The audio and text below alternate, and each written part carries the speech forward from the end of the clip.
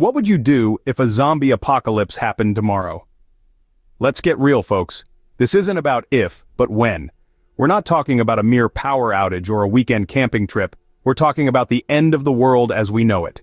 Picture your everyday routine shattered by the rise of the undead. Imagine your world plunged into chaos, where survival is the only thing that matters. The time to plan is now, not when you're already running from the undead. First things first, you need to secure your immediate surroundings. This is not a drill, folks. We're talking about surviving the first year of a zombie apocalypse here, and you've got to hit the ground running. Let's focus on the essentials. Your immediate surroundings are your first line of defense and your first bastion of safety. Whether you find yourself in the heart of a city, in a suburban neighborhood, or out in the wilderness, identifying a safe place is crucial.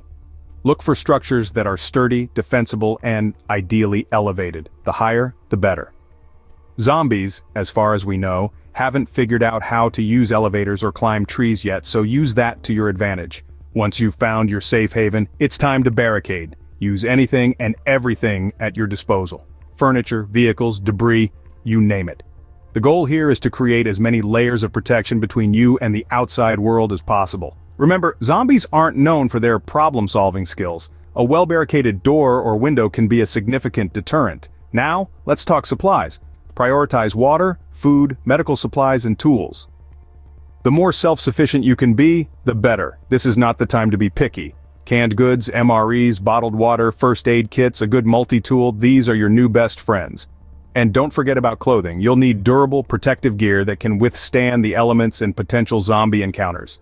Speaking of encounters, you'll want a sturdy melee weapon for those unavoidable close calls. Guns and ammo may seem like the obvious choice, but they're loud and can attract unwanted attention.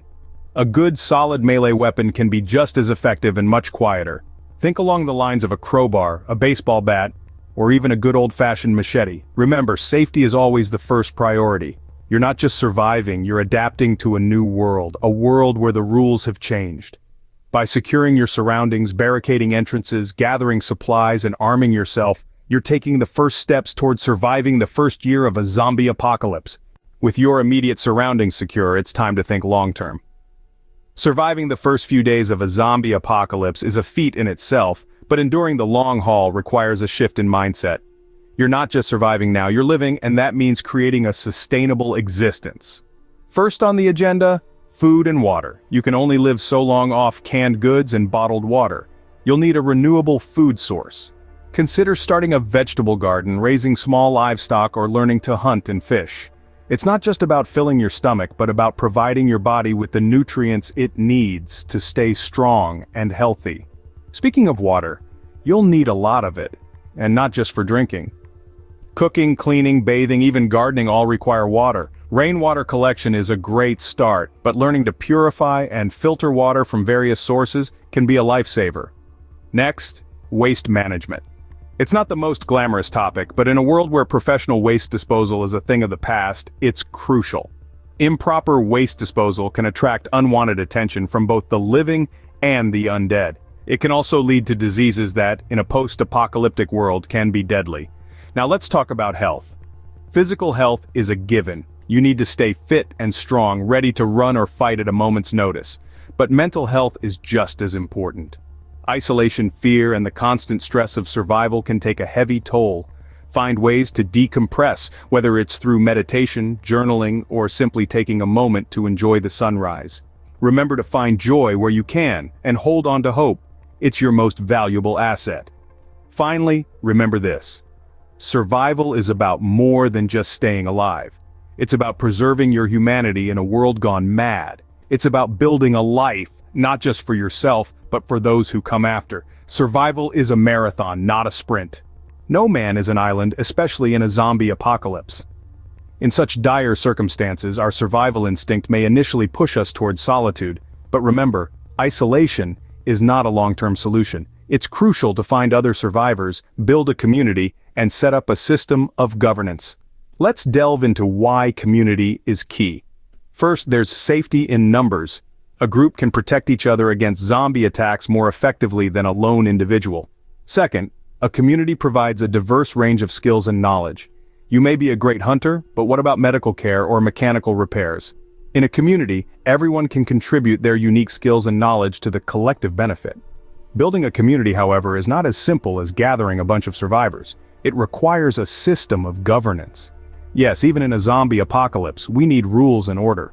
A well-structured community can coordinate resources, plan for the future, and make collective decisions. It's about creating a mini-society amidst the chaos, a beacon of hope and humanity. Now let's talk size. Larger groups offer more security and resources, but they also present challenges.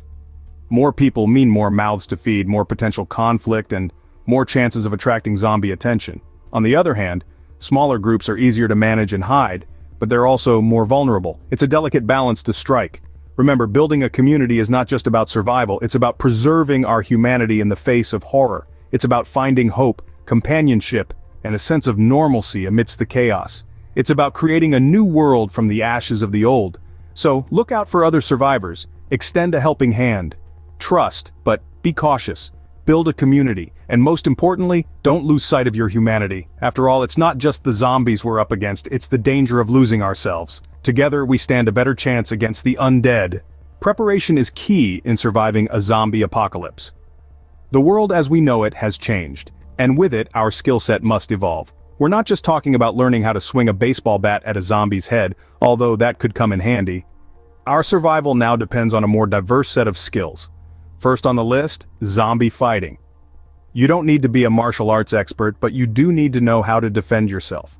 Understanding the weaknesses of your undead adversaries can give you an edge. Aim for the head, move quietly, and always be aware of your surroundings. Next, first aid. In a post-apocalyptic world, there are no hospitals, no doctors on call. You are your own medic. Knowing how to treat a wound, how to perform CPR, or how to set a broken bone could mean the difference between life and death.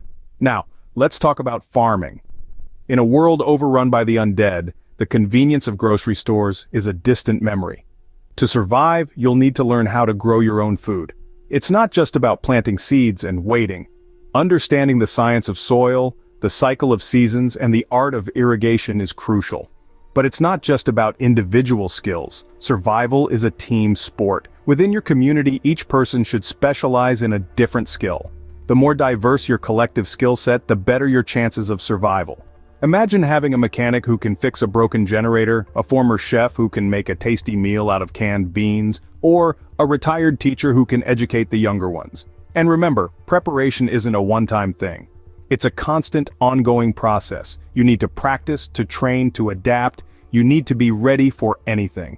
Because in a world where the dead walk, nothing is predictable. Every skill you master increases your chances of survival. So, you've survived the first year. What's next? The first year of a zombie apocalypse can seem like an eternity, but if you've made it this far, you're doing something right.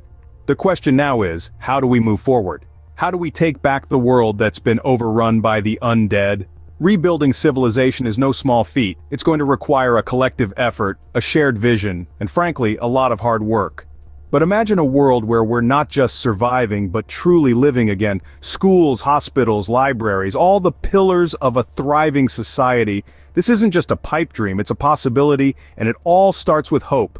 Exploration is another crucial step in reclaiming our world. Beyond your immediate surroundings, there are other survivor communities, resources, and potentially even solutions to this undead predicament. We can't let fear confine us to our bunkers. We must dare to venture into the unknown. And lastly, we must never abandon the pursuit of a cure. The science might seem impossible now, but remember, we've conquered the impossible before.